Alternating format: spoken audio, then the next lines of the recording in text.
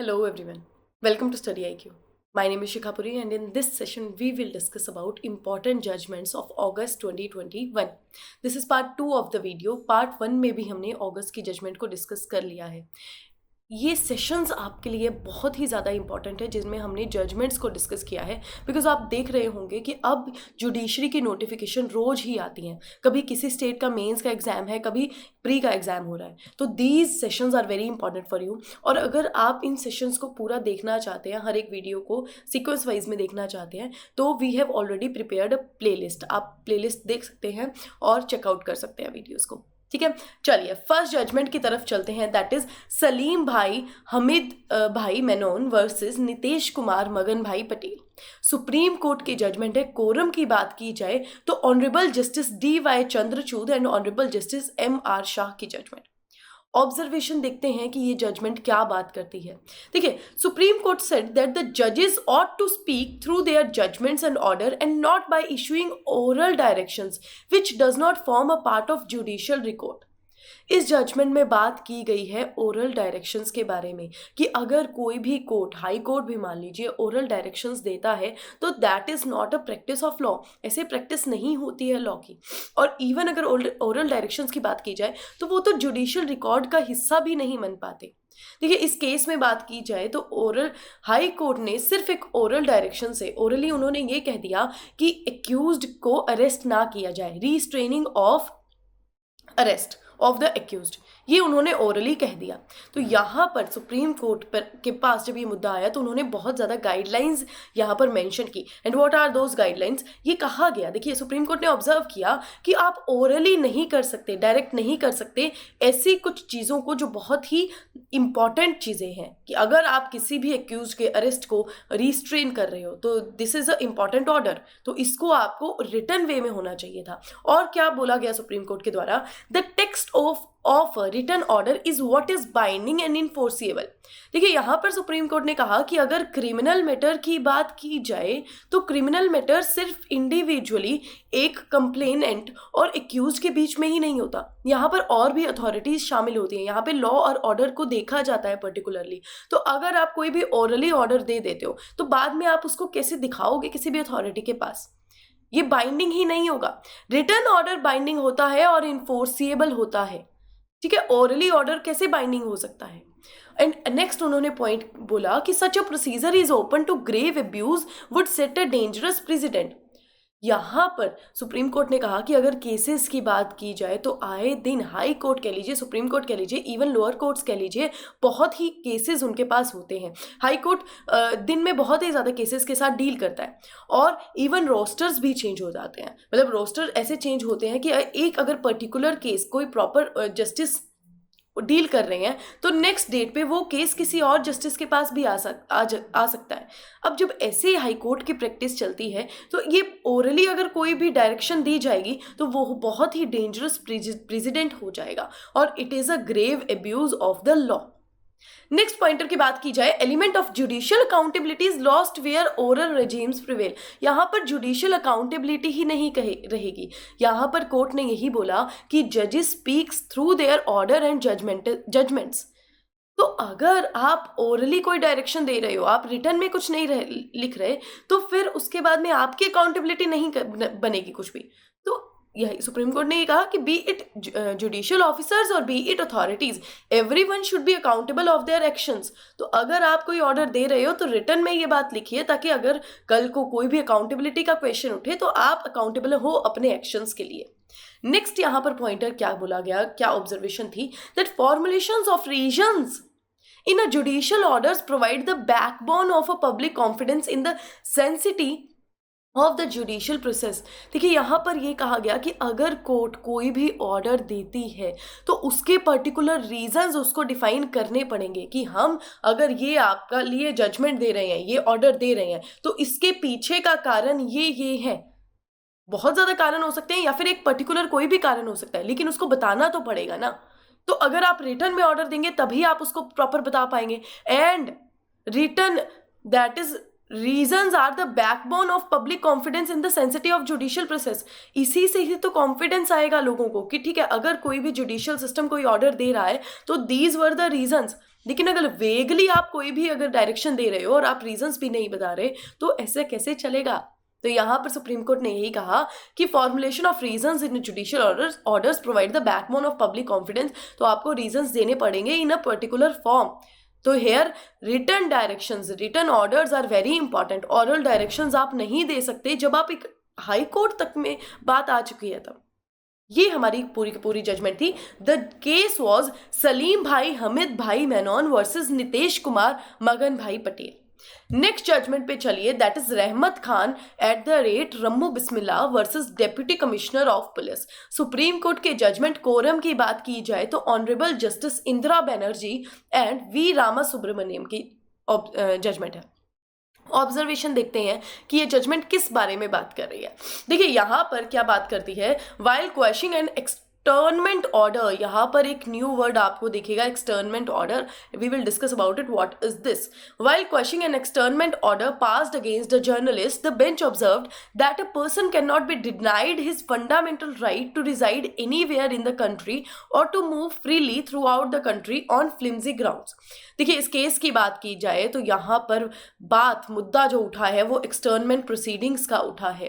And what are externment proceedings, क्या होते हैं एक्सटर्नमेंट ऑर्डर? कि you are restraining a person to enter into a particular place. आप किसी भी पर्सन को कह रहे हो कि आप इस प्लेस में for a particular period of time नहीं आ सकते। Why? Because of that persons criminal activity, criminal conduct. उन पर्सन का कंडक्ट ऐसा है कि अगर वो उस प्लेस पर आएंगे तो जरूर हार्म होगा, जरूर पब्लिक पीस खराब होगा। तो इस केसेस में एक्सटर्नमेंट प्रोसीडिंग स्टार्ट हो जाती हैं। अब यहां पर कोर्ट ने क्या कहा गया, कोर्ट कहते हैं, सुप्रीम कोर्ट ने ये कहा कि आप एक्सटर्नमेंट प्रोसीडिंग्स ऐसे ही नहीं आप अप्लाई कर सकते, ऐसे ही नहीं आप अगेंस्ट किसी के भी यूज कर सकते हो, because it is fundamental right of the person to move freely और reside in anywhere in the country. अगर फैक्ट्स की बात करें तो बहुत ही ज़्यादा इंटरेस्टिंग फैक्ट्स है इस केस के। जो देखिए ये फैक्ट्स जो हैं ऐसे हैं जो बहुत ज़्यादा अप्लाई होते हैं, बहुत ज़्यादा चलते हैं ऐसे फैक्ट्स, बहुत ज़्यादा केसेस में हमने देखा गया है। तो देयर वॉज अ पर्सन रहमत Khan who was a journalist, वो जर्नलिस्ट हैं। अब उनको क्या पता चलता है, उनको पता चलता है कि एक अमरावती डिस्ट्रिक्ट है, वहाँ पर एक प्रोजेक्ट चल रहा है जिसमें बहुत ही ज़्यादा इरेगुलरिटीज़ हैं और जिसमें जो पब्लिक का पैसा है उसको मिस अप्रोप्रिएटली यूज़ किया जा रहा है, कहीं पर भी लगाया जा रहा है, मतलब जिस पर्पज़ के लिए वो पैसा लगना था वहाँ पर नहीं लगाया जा रहा है। ये सारी की सारी बातें रहमत खान जर्नलिस्ट को पता लगती हैं। अब जब उनको ये बातें पता चलती हैं तो वो क्या करते हैं, वो कंप्लेंट्स फाइल करना स्टार्ट कर देते हैं अगेंस्ट गवर्नमेंट ऑफिशियल्स, अगेंस्ट उन पर्सनस के खिलाफ भी जो इस प्रोजेक्ट में कनेक्टेड थे, जो बहुत ही बड़े बड़े लोग थे, उनके खिलाफ उन्होंने कंप्लेंट्स करना शुरू कर दिया। उन्होंने हाई कोर्ट में PIL, पब्लिक इंटरेस्ट लिटिगेशन भी फाइल की इस रिगार्डिंग। अब जब ये सब सिनेरियो हुआ तो वो पर्सन्स जो कनेक्टेड थे इस प्रोजेक्ट में, उन्होंने भी FIR फाइल कर दी अगेंस्ट रहमत खान। देखिए इतना ज्यादा ये प्रोसेस चला। अब इसी के बाद रहमत खान के खिलाफ एक्सटर्नमेंट प्रोसीडिंग स्टार्ट कर दी गई और ऑर्डर भी आ गया। और ऑर्डर क्या आया कि रहमत खान जो है वो 1 साल तक अमरावती डिस्ट्रिक्ट में एंटर नहीं कर सकते। This was the order, this was the externment order against him. तो ये जब सुप्रीम कोर्ट में मुद्दा आया तो सुप्रीम कोर्ट ने कहा कि ये जो ग्राउंड है ये these are very flimsy grounds, कि अगर आप किसी को एक्सटर्नमेंट ऑर्डर दे रहे हो तो उसमें क्या देखना चाहिए, उसमें यही देखना चाहिए कि उन पर्सन की क्रिमिनल एक्टिविटी किस अकॉर्डिंग है, seriousness of the conduct of that person, कि वाकई में अगर वो पर्सन पब्लिक पीस को खराब कर रहे हैं, उस जगह पर जाकर हार्म पहुंचा रहे हैं, तब तो आप ये एक्सटर्नमेंट ऑर्डर दे दीजिए।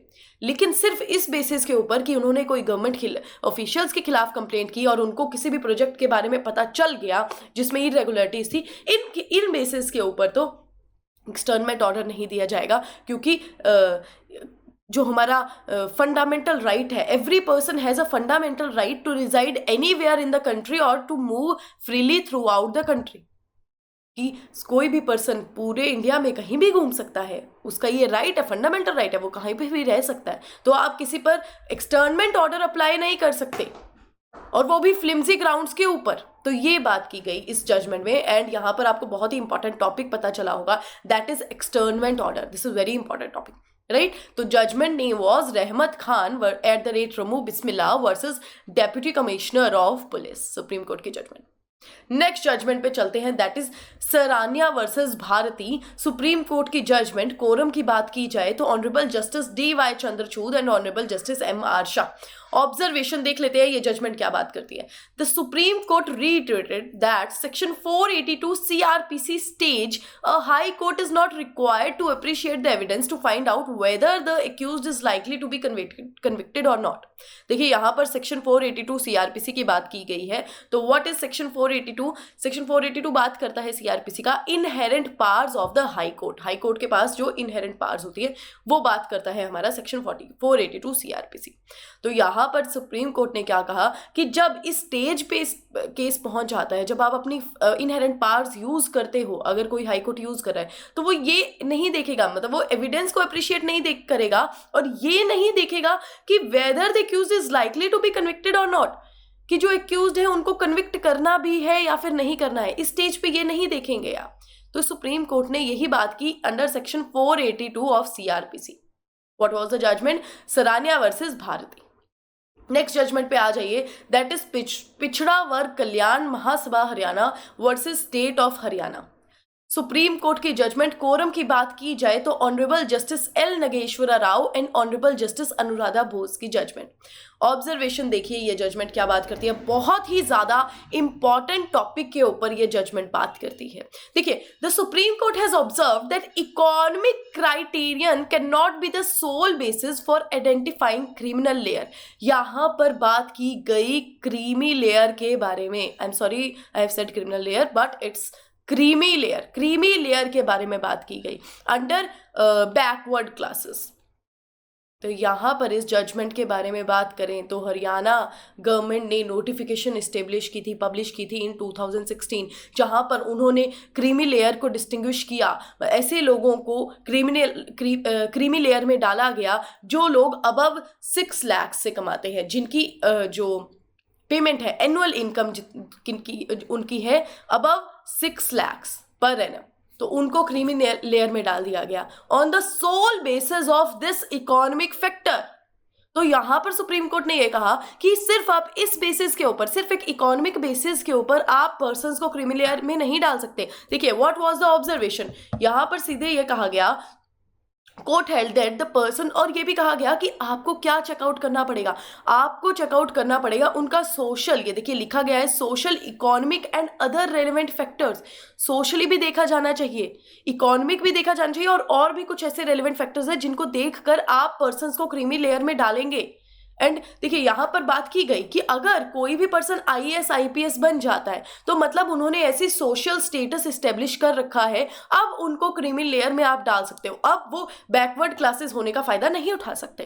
देखिए, court held that person from backward classes who occupied posts in higher services like IAS IPS and all India services had reached a higher level of social advancement and economic status and therefore were not entitled to be treated as backward, कि उनको आप backward में नहीं डालो। ये भी कहा गया कि ऐसे पीपल जिनके पास इतनी सफिशिएंट इनकम है और वो लोगों को एम्प्लॉयमेंट प्रोवाइड कर रही हैं, उनको भी आप बैकवर्ड क्लासेस में नहीं डाल सकते, ठीक है, क्योंकि उनका क्या बन गया है, ऐसा हायर सोशल स्टेटस बन चुका है। अब उनका सिर्फ एक इकोनॉमिक बैकग्राउंड ही नहीं है, सिर्फ एक सोशल स्टेटस भी यहाँ पर देखा जा रहा है। और थर्डली उन्होंने ये कहा कि कुछ ऐसे पर्सन्स होते हैं जो एग्रीकल्चरल होल्डिंग उनकी इतनी ज़्यादा होती है कि उनको अपनी इनकम का पता ही नहीं होता कि कितनी ज़्यादा उनकी इनकम है जो उनकी एग्रीकल्चर एरिया से आ रही है। ऐसे पर्सन्स को भी बैकवर्ड क्लासेस में नहीं डालना चाहिए, क्योंकि उनका भी जो है उनका एक सोशल स्टेटस क्रिएट हो गया है। उनका जो, अगर हमें देखा जाए तो ये सोशल स्टेटस बात मतलब क्या, कि एक सोसाइटी में उनका ऐसा स्टेटस है कि हाँ इनके पास तो बहुत पैसा है, उनकी रेपुटेशन ऐसी है, उनकी इमेज ऐसी है। तो इन सारे फैक्टर्स को, और भी बहुत फैक्टर्स हैं जिनको देखा जाना चाहिए, लेकिन सिर्फ एक आप इकोनॉमिक फैक्टर में आप ये कर देंगे कि जो 6 लाख पर एनम से ज़्यादा कमाता है उसको आप क्रीमी लेयर में डाल रहे हो on the sole basis of this criteria, ये नहीं होना चाहिए। देखिए, it is mandatory for the identification and exclusion of creamy layer to be on basis on of social, economic and other relevant factors. The state of Haryana has sought to determine creamy layer from backward classes solely on basis of economic criterion and has committed a grave error in doing so. Supreme court ने यह कहा कि ये तो बहुत ही बड़ा error है अगर आप ऐसा करते हो। On this ground alone the notification date is 17/8/2016 requires to be set aside।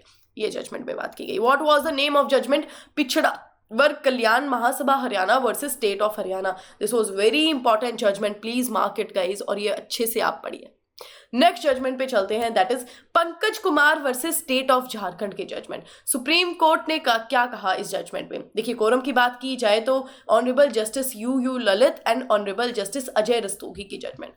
यहां पर क्या कहा गया? The supreme court has held that a person who is entitled to the benefit of reservation in either of state of Bihar और state of Jharkhand will not be entitled to claim benefit of reservation simultaneously in both the successor states. Supreme court ने यहां पर यही बात की गई कि अगर आपको रिजर्वेशन मिल रही है किसी भी क्राइटेरिया के ऊपर, मान लीजिए आपकी कम्युनिटी के ऊपर, आप SC ST में बिलोंग करते हैं और आपको स्पेसिफिक रिजर्वेशन मिल रही है, तो ऐसा नहीं होगा कि आप दूसरे स्टेट में भी वो रिजर्वेशन का फायदा उठाओ, अपने स्टेट में भी उठा रहे हो। साइमल्टेनियसली दो स्टेट्स में आप ये रिजर्वेशन का फायदा नहीं उठा सकते। You are not entitled for the reservation for both of the states. ठीक है, ये यहां पर सुप्रीम कोर्ट ने बात की गई।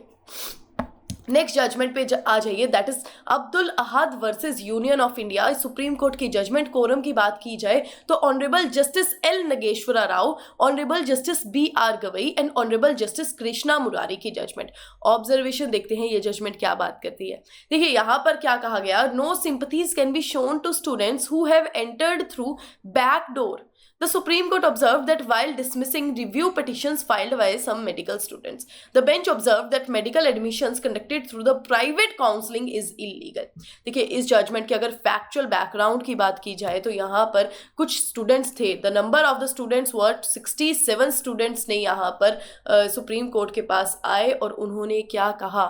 उन्होंने कहा कि हमें एडमिशन दे दी गई है इन अ पर्टिकुलर मेडिकल कॉलेज, लेकिन यहाँ पर मेडिकल काउंसिल ऑफ इंडिया हमारी एडमिशंस को डिस्चार्ज कर रही है। तो यहां पर मेडिकल काउंसिल ऑफ इंडिया का क्या कंटेंशन था कि देखिए, इनको जो 67 स्टूडेंट्स हैं उनको किसके थ्रू एडमिट किया गया है, उनको किसके थ्रू एडमिशन मिली गई है? Via private counselling, and which is illegal.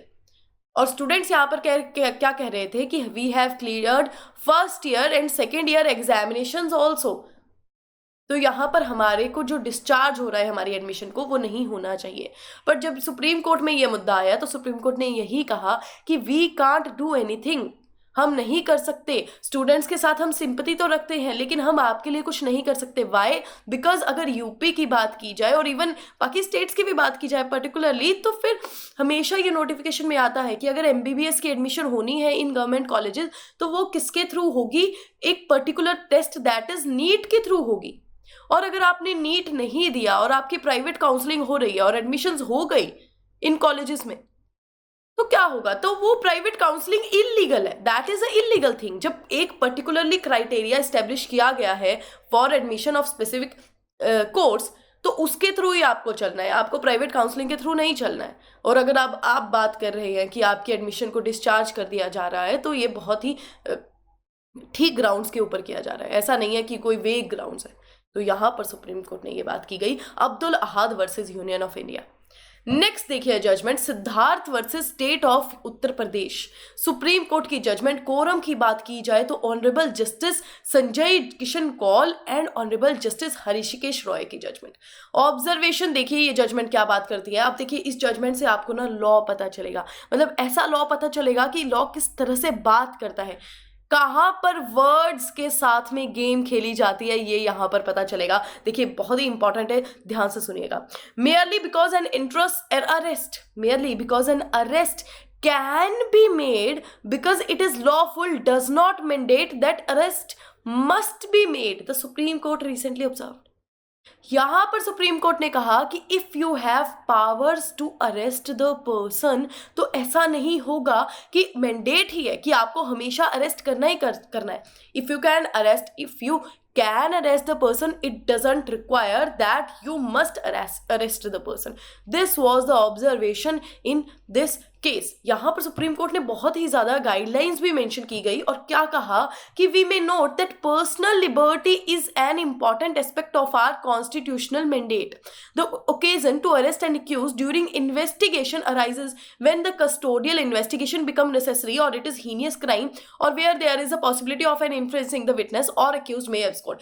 यहां पर यह कहा गया, सुप्रीम कोर्ट ने क्या कहा, सुप्रीम कोर्ट ने सीधी सीधी बात की कि अगर आप इन्वेस्टिगेशन के दौरान अरेस्ट करते हो तो आपको पर्टिकुलर चीजें देखनी पड़ेंगी। और क्या देखना पड़ेगा कि क्राइम कितना हीनियस है। देखिए लिखा है यहां पे कि अगर क्राइम कितना हीनियस है, हीनियस क्राइम, अगर कस्टोडियल इन्वेस्टिगेशन की नेसेसिटी है तो आप अरेस्ट किया जाएगा। Where there is a possibility of influencing the witness, अगर अरेस्ट नहीं किया जाए और एक्यूज्ड क्या करे, विटनेस को इन्फ्लुएंस कर दे, उस केस में आप अरेस्ट कर सकते हो। या फिर अगर एक्यूज्ड जो है वो एब्सकॉन्ड कर दें, भाग जाए, अगर एक्यूज्ड, अगर आपको ऐसा लग रहा है, ऐसी एप्रीहेंशन हो रही है, तब आप अरेस्ट कर सकते हो। लेकिन अगर ऐसा कोई ग्राउंड ही नहीं है, नॉर्मल एक्यूज्ड आ रहे हैं, जब जब आप उनको बुला रहे हो, जब भी चार्जशीट फाइल हो, जब भी कुछ भी प्रोसीडिंग के लिए आप बुला रहे हो और एक्यूज्ड आ रहे हैं, तो उस बेसिस पे आप इस चीज के ऊपर आप उनको अरेस्ट नहीं कर सकते। ठीक है, merely because arrest can be made because it is lawful does not mandate that arrest must be made, the court said। यहाँ पर सीधी सीधी बात की गई। नेक्स्ट यहाँ पर और भी गाइडलाइन सुप्रीम कोर्ट के द्वारा दी गई that an arrested person being held in custody is entitled to have one friend relative to told that he has been arrested and where he is being detained। यहाँ पर सीधे supreme court ने कहा कि जो भी पर्सन अरेस्ट हुआ है उसको जब भी वो पुलिस के पास आएंगे, कस्टडी में आएंगे, तो उनके पास कोई फ्रेंड होना चाहिए। मतलब वो अपने फ्रेंड को बुला सकते हैं, रिलेटिव को बुला सकते हैं, या फिर जो भी उनके नोन में है उनको बुला सकते हैं, फ़ोन पर बात कर सकते हैं और ये बता सकते हैं कि मुझे अरेस्ट कर लिया गया है और इस जेल में यहाँ पर मुझे डिटेन किया गया है। ये उनके पास राइट है। सेकेंड, ये बोला गया कि पुलिस ऑफिसर को ये इन्फॉर्म करना पड़ेगा, बताना पड़ेगा एक्यूज्ड को कि ये आपके पास राइट है और आप इसको इन्फोर्स कर सकते हैं। और सुप्रीम कोर्ट ने ये कहा कि एंट्री करनी पड़ेगी ऑफिसर को, पुलिस ऑफिसर को एंट्री करनी पड़ेगी एक डायरी में कि हाँ किसको बताया गया है इस अरेस्ट के बारे में। ये सब बातें और ये सब गाइडलाइन सुप्रीम कोर्ट के द्वारा दी गई। और these protections from the power must be held to flow from article 21 and 22(1) and enforced strictly. It shall be the duty of magistrate before whom the arrested person is produced to satisfy himself that these requirements have been complied with। तो यहाँ पर magistrate की duty भी बोली गई कि जब आपके पास अरेस्टेड पर्सन आएगा तो आप सेटिस्फाई होने चाहिए कि ये जो सारी की सारी प्रोटेक्शंस थी, ये जो कुछ सारी की सारी रिक्वायरमेंट्स थी, इनको कंप्लाई किया गया है। This is the judgment. ये पूरी की पूरी जजमेंट इस बारे में बात करती है। This is very important judgment. What is the name of judgment? Siddharth versus state of Uttar Pradesh, supreme court की जजमेंट। कोरम की बात की जाए, honourable justice Sanjay Kishan Kaul and honourable justice Harish Roy की जजमेंट।